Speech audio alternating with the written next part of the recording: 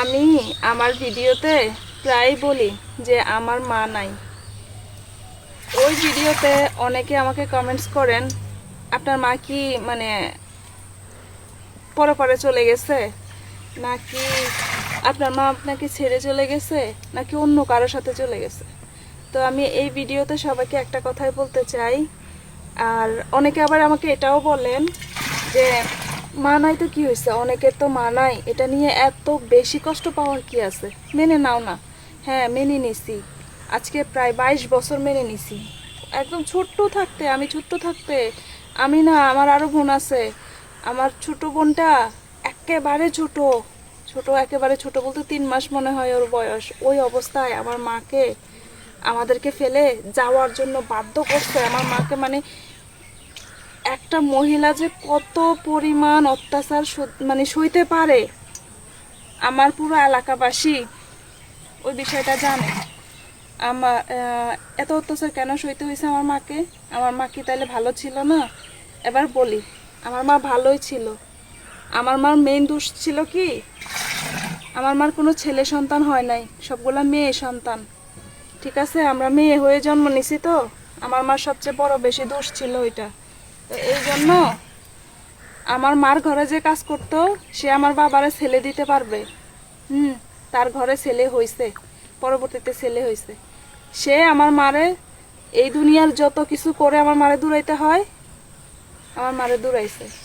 তা আমার মা শুধু তার অত্যাচারের ছোট্ট একটা বর্ণনা দিব, বাকি কিছু বলবো না।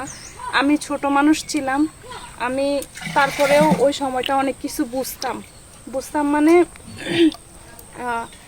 আমার মায়ের চিৎকার কান্না এগুলো এখন আমি চোখ বন্ধ করলে আমি মানে আমার মনে হয় যে এত ছোট বয়সে আমি এগুলো এখনো মনে রাখতে পারছি।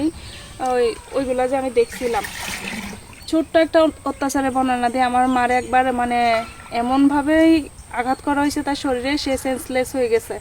তারপরে ওই অবস্থায় তার বুকে এত বড় একটা পাথর বেঁধে, আমাদের বাড়ির সামনে পুকুর ছিল, ওই পুকুরের তারে ডুবাই দেওয়া হয়েছে। একটু এটাই বলছি, কেন দেওয়া হয়েছে, কেন এত বড় অত্যাচার করা হয়েছে, ওই যে আমার বাবারে বুঝাইতো, যাতে সে মানে বাচ্চাদের কথা চিন্তা করে কোনো বাইরে কোনো খারাপ কাজ না করে, সংসারী হয়, ভালো হয়। আর এত অত্যাচার সহ্য করার পরেও আমার মা কোনো দিন কারোর বিচার দিতে পারে নাই, দেয় নাই। কারণ আমার মা অসহায় ছিল, বিচার দিয়েও বিচার পাইতো না, খুব বেশি অসহায় ছিল। তার মা বাবা কেউ দুনিয়াতে ছিল না, সেও ছোট থাকতে তার মা বাবা হারাইছে। তারপরে তার আত্মীয় স্বজন কেউ ছিল না। আরেক ছিল তার বাপের বাড়ি অনেক দূরে, মানে আমরা হয়েছি বান্দরবান, তার বাপের বাড়ি হয়েছে নোয়াখালী।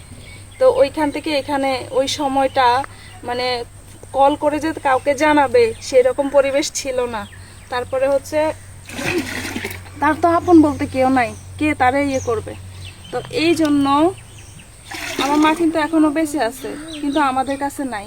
তবে আমি সবার কাছে একটা কথাই জানাইতে চাই, আমার মা কোনোদিন কোনো খারাপ কাজ করে কারোর সাথে যায় নাই, বা অল্প কষ্টতে আমাদেরকে ফেলে যায় না। আমার মা, আমি দেখছি আমার মেয়েটা হওয়ার পরে আমার কাছে আসছে আমারে দেখার জন্য। আমার মা এখন মানে আছে যে কেমন, অর্ধেক পাগল অর্ধেক ভালো। কারণ তার একটা মা কোনোদিনও ভালো থাকতে পারে না তার সন্তানদের এই অবস্থায় ফেলে রেখে, কোনোদিনও পারে না। তো আমি আজকে আমার পানি নেওয়া যেহেতু আমার ভাই বোনরা সবাই পছন্দ করে, পানি নিতে নিতে সামান্য একটু আপনাদেরকে বলছি, আস্তে আস্তে পুরা বিষয়টা ক্লিয়ার করব। কারণ আমি তখন ছোট থাকলেও আমার সব কিছু স্পষ্ট মনে আছে।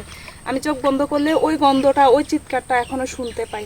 তবে আমি কোনো দিন কারো কাছে কোনো অভিযোগ রাখবো না, সব কিছুর বিচার ওই উপরওয়ালাই করবে।